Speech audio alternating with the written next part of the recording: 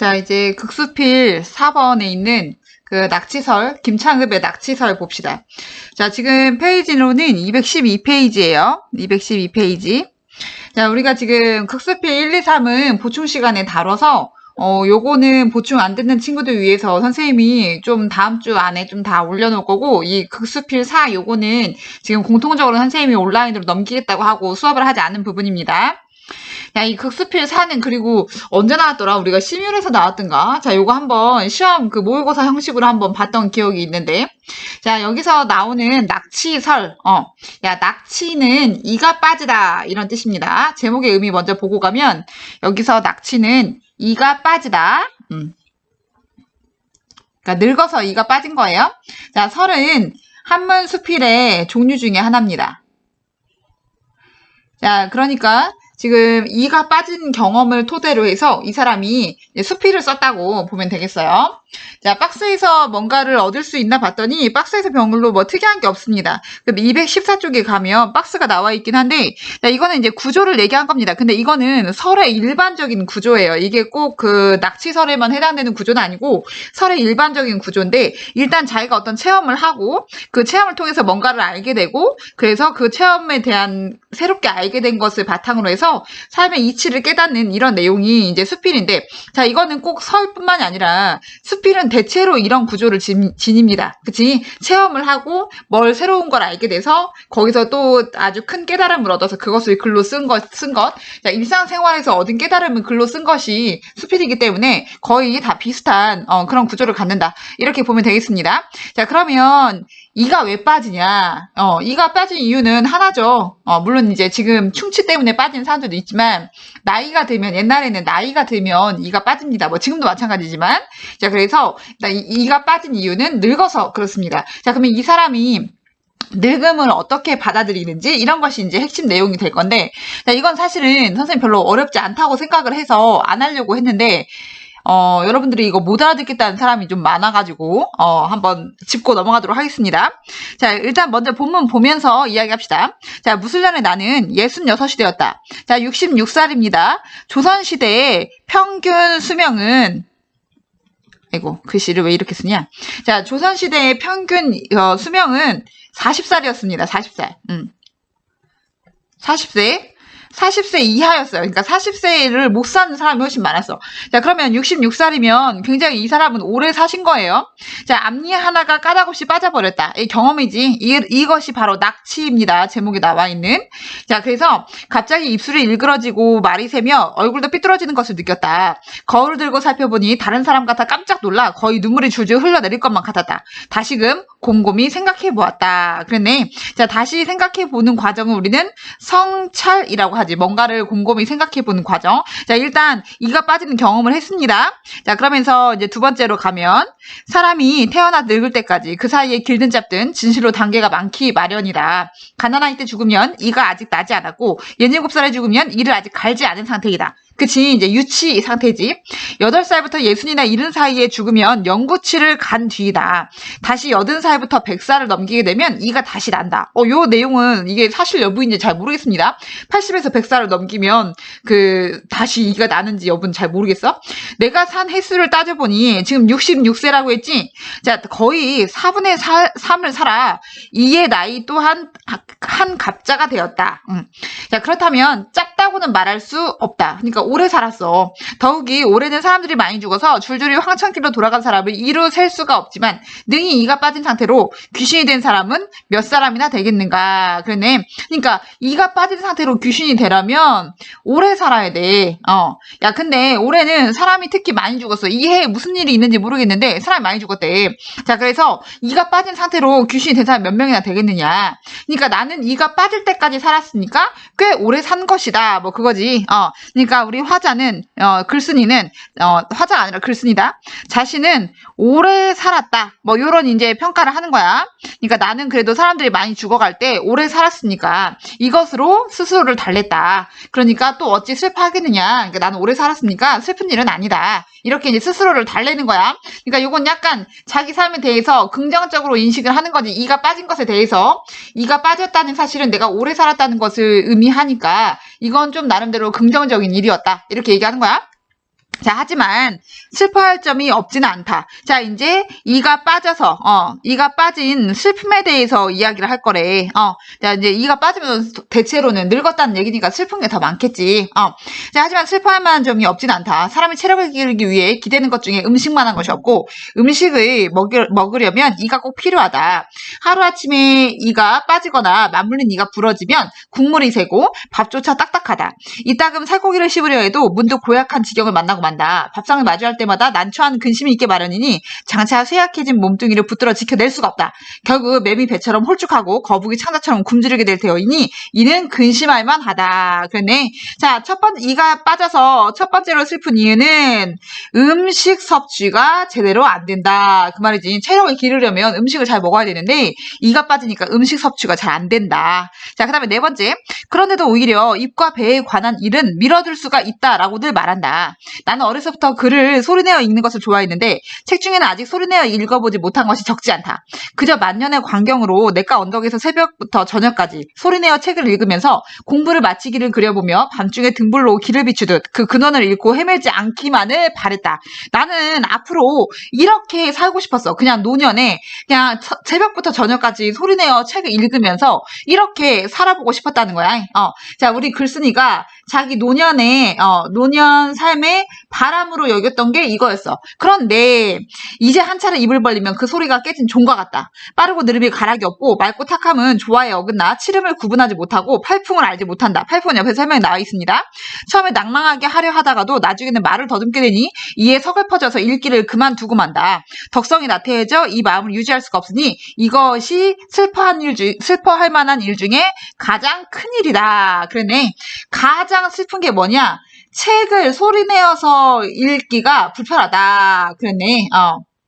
자, 책을 소리내어 읽는 것이 불편하다. 이렇게 얘기했어. 그러니까 내가 평생에 만년에 그냥 책을 소리내면서 새벽부터 저녁까지 읽으면서 사는 삶을 꿈꿨는데 이게 불편해서 잘 안 되니까 슬프다. 이렇게 얘기하는 거지. 자, 그러면서 A번 봅시다. 다섯 번째. 지금 이 5문단, 6문단이 A, B로 묶여있는 걸 보면 여기서 지금 문제가 출제되어 있는 거지. 2번 문제가 거기 있습니다. 자, 그러면 A를 먼저 봅시다. 한편 또다시 곰곰이 생각해보았다. 내가 나이는 많지만 몸은 가볍고 건강하다. 걸어서 산을 오르고 먼 길에 종일 말을 타기도 한다. 혹 천리가 넘는 길에도 다리가 시거나 등이 뻐근한 줄 모른다. 그러니까 내 연배를 살펴보더라도 나만한 사람은 보기가 드물다. 그러니까 굉장히 건강에 자신이 있는 스타일이었나 봐. 자, 이 때문에 잠옷 혼자 기분이 좋아졌다. 혼자 즐거워하다 보니 쇠약해진 것을 까맣게 잊고 아직도 젊었다고 생각하곤 했다. 그러니까 내가 건강에 자신이 있어서 체력이 좀 좋아서 그러니까 내가 늙었다는 사실을 잊어버리곤 했다. 자, 그러면서 자, 어떤 일을 만나면 멋대로 행동하고 흥에 겨우면 먼 데까지 갔다가 반드시 몹시 피곤한 지경이 되어서야 돌아오곤 했다. 산만하여 수습을 못함으로 스스로 맹세하기를 자취를 거두고 한가로이 쉬면서 1년 내내 문을 나서지 않을 작정을 했다. 그러니까 이번에는 한번 갔다 오면 너무 피곤해서 이제는 1년 내내 안 나가야겠다. 이런 생각도 했었다. 하지만 예전 하던 버릇에 얽매여 저녁에 후회하고도 아침이면 또 되풀이했다. 대개의 쇠하고 성함의 경계가 분명치 않아 그때그때 감당해낼 수 있었기 때문이다. 그러네. 야, 근데 이런 걸 보면은 이제 쇠약했다는 거를 인지는 했으나 그 돌아다니는 습관, 예전의 습관을 고치지 않았다 이 말이야. 이걸 고치지 않고 그냥 막 그때그때 살았다. 자, 근데 비봐봐. 이제 느닷없이 형체가 일그러져 추한 꼴이 드러났다. 자기가 늙었다는 것을 알게 된 거야. 쇠약해졌다는 것을. 이꼴로 사람 앞에 나서면 놀라 슬퍼하지 않을 리가 없다. 그럴진데 내가 비록 잠깐이나마 늙음을 잊고자 한들 그럴 수가 없다. 이제는 이 늙음을 잊고 싶어도 잊을 수가 없어. 잊고 싶어도. 왜냐면 이제 티가 나니까. 그 이가 빠져서 이미 이제 겉모습에서 티가 나니까 늙음을 표시하지 않을 수가 없다. 자, 그러면서 이제부터 비로소 노인으로 자처할 수 있게 된 셈이다. 선왕의 제도에 나이가 60이 되면 마을에서 지팡이를 짚고 군복을 입지 않으며 직접 배우지도 않는다고 했다. 그러니까 직접 배우지도 않는 이유는 나이가 먹으면 자연스럽게 알게 되는 것들이 많아서 직접 배울 필요 없다는 거야.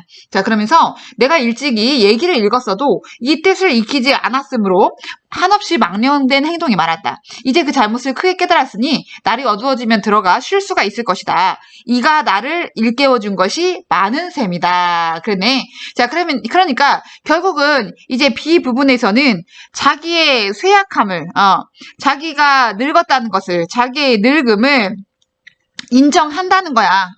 자, 그리고 어차피 인정할 수밖에 없어. 잊으려고 해도 그럴 수가 없으니까. 자, 그래서 이제 인정하고 A처럼 막 마구제비로 돌아다니고 이렇게는 안 된다는 거야. 자, 그래서 A처럼 이런 막 예전처럼 돌아다니는 행동은 불가능해. 예전처럼 막 어디를 하루 종일 막 다니고 이거는 불가능해. 자, 그래서 이제는 요런 것들을 이렇게 일깨워줬으니 이를 통해서 이가 빠지는 행위를 통해서 요런 사실들을 알았다 이 말이야. 늙었고 이제는 젊은 때와 같이 똑같이 행동할 수는 없다는 거를 알았기 때문에 이가 나한테 이것을 깨닫게 해준 것이다 그 말이지. 그러니까 늙음을 인정하는 것은 결국은 이 자연의 이치에 순응하는 것이다. 야, 늙으면은 그 활동성이 떨어지는 것은 누구에게나 오는 일이잖아. 당연한 거잖아. 자, 그래서 이 사람은 이가 빠진 경험을 통해서 이런 것들을 깨달았다. 지금 그 말이야.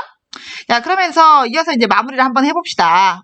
자, 7분단으로 가면은, 자, 요 내용은 좀 자주 나와. 주자가 요 내용은 좀 잘 인용이 되는 부분인데, 주자는 눈이 멀어. 주자가 주희지. 송나라의 철학자 주희. 주희가 말년에 눈이 멀게 되거든.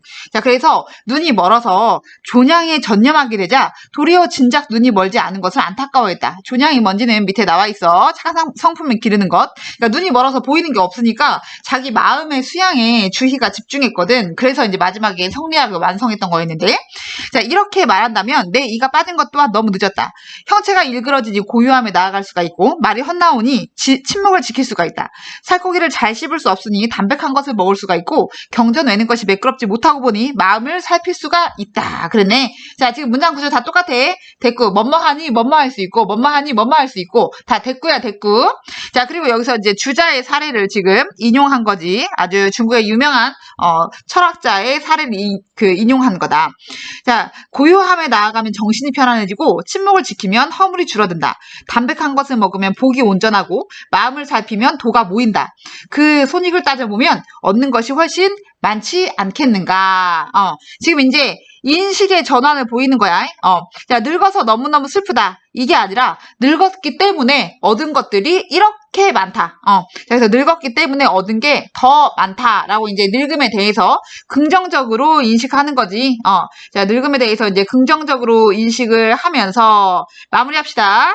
대개 늙음을 잊은 자는 망령되고 늙음을 탄식하는 자는 천하다. 아이고 늙었네. 이렇게 말하는 태도가 천하다는 거야. 망령되지도 천하지도 않아야 늙음을 편안히 여기는 것이다. 편안히 여긴다는 말은 쉬면서 자적하는 것을 말한다. 자적은 유유자적 마음껏 즐기는 걸 말하는 거야. 기쁘게 화평함에 처하고 성대하게 조화를 올라타 형상 밖에서 논일며, 형상은 이렇게 생긴 모양. 요절과 장수를 마음으로 따지지 않으니 요절은 젊은 시절에 일찍 죽는 거, 오래 사는 거.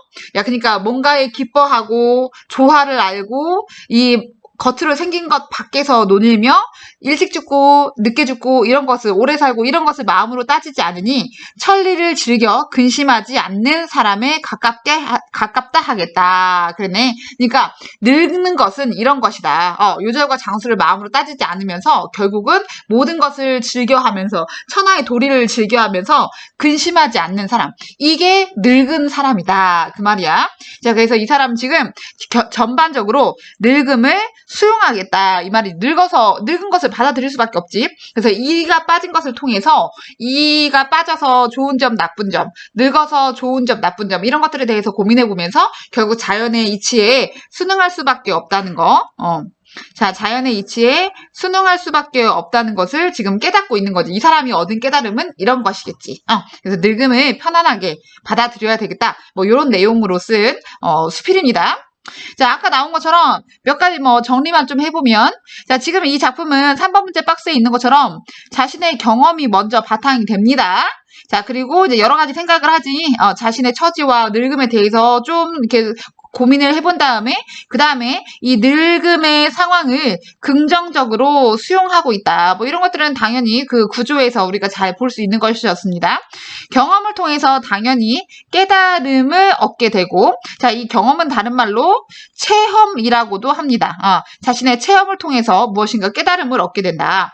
자, 그리고 이 작품에서 자신의 이 깨달음을 설명하는 과정에서 성현, 아주 유명한, 그 학자의 말, 주자의 말을 인용하고 있다는 거, 뭐, 요런 것도, 하나의 특징으로 볼 수 있습니다. 아까 대꾸가 나온 부분, 요런 부분도 잘 체크할 수 있고.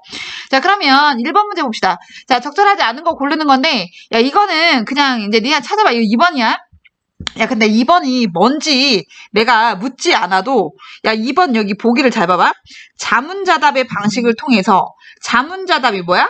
스스로 묻고 스스로 답한다, 야.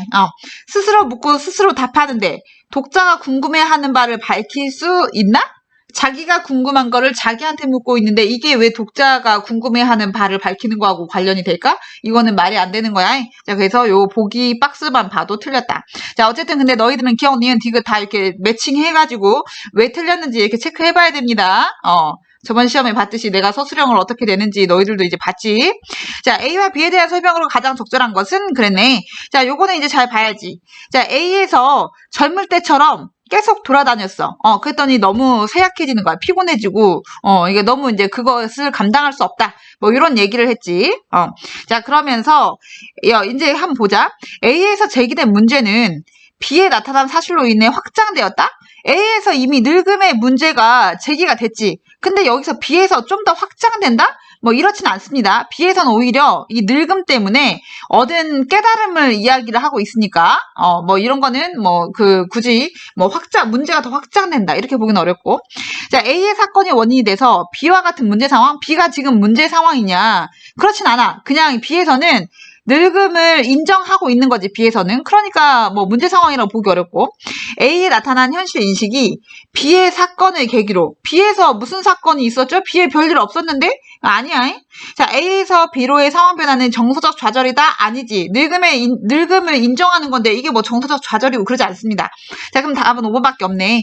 A에서 B로의 인식 변화는 외모의 변화를 인정하는 거. 그치? 이제 이가 빠져서 추한 꼴이 드러나고 이런 것들, 요런 인정하는 것에서 비롯되어서 자신의 늙음을 이제는 인정할 수밖에 없는 그런 처지다. 이런 말이지. 이번에 5번 할 수 있습니다. 자, 그 다음에 3번 문제 마무리하면 적절하지 않은 거 이제 골라봅시다. 자, 가에서 글쓴이는 이가 빠져서 얼굴이 변했지. 그래서 걱정이 생겼어. 당연하지. 자, 나에서는 글쓴이가 가와 관련된 이가 빠진 이것과 관련해서 긍정적인 인식과 부정적인 인식을 모두 보여주고 있다. 자, 초반에 나왔지. 긍정적인 인식은 자기가 오래 살았다는 거. 이가 빠질 때까지 오래 살았다는 거. 이거 얼마나 다행이냐. 그리고 그 뒤에부터는 이제 이가 빠진 슬픈 음식을 제대로 못 먹고 글을 읽을 수 없고 이런 부분들이 나왔지. 자, 세 번째. 다에서 글쓴이는 가의 상황에서 자연에 순응하는 태도를 갖는 것이 이치임을 깨닫고 있다. 그러네. 지금 여기 다에서 글쓴이는 이 상황에 순응하는 거, 이게 자연의 이치다. 뭐 이런 내용 깨닫고 있지. 자, 그 다음에 다에서 글쓴이는 늙음을 잊거나 탄식하는 사람들에 대해서 비판적인 태도를 보이고 있다. 요건 당연하지. 이건 맨 마지막에 나와 있었는데 늙음을 잊은 자는 망령되고 늙음을 탄식하는 자는 천하다. 요거 아까 3번 문제 4번에 있는 거지.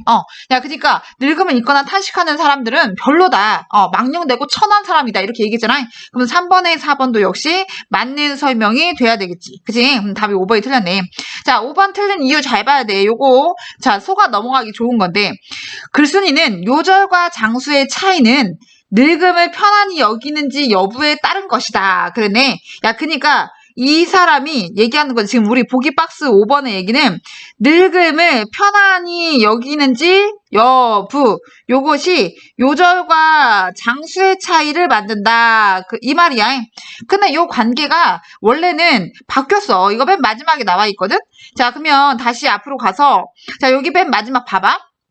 여기 요절과 장수를 마음으로 따지지 않아서 천리를 즐겨서 근심하지 않는 사람이 되는 거야. 그러니까 늙음을 편안히 여기는 사람이 되는 거야. 다시 말하면 이 요절과 장수의 차이를 따지지 않는 사람이 늙음을 편안히 여기는 사람이 된다고. 지금 인과관계를 거꾸로 써놓은 거야. 무슨 말인지 알겠지? 요런 유형 많다고 했잖아. 똑같이 여기에 다 나온 말인데 그 인과관계를 서로 순서를 바꿔놔서 우리를 헷갈리게 한다고 했잖아. 요절과 장수의 차이가 늙음을 편안히 여기는지 여부에 따른 게 아니라 요절과 장수의 차이를 따지지 않는 사람이 늙음을 편안히 여기는 사람이 되는 거지. 자, 그래서 인과관계가 잘못되어서 요거는 5번 요렇게 처리하면 되겠다. 자, 요렇게 하면 낙지설 끝났고 조금 있다가 다시 이어서 거기 우리 이제 극수필 그 부분 좀 더 나가보도록 하겠습니다.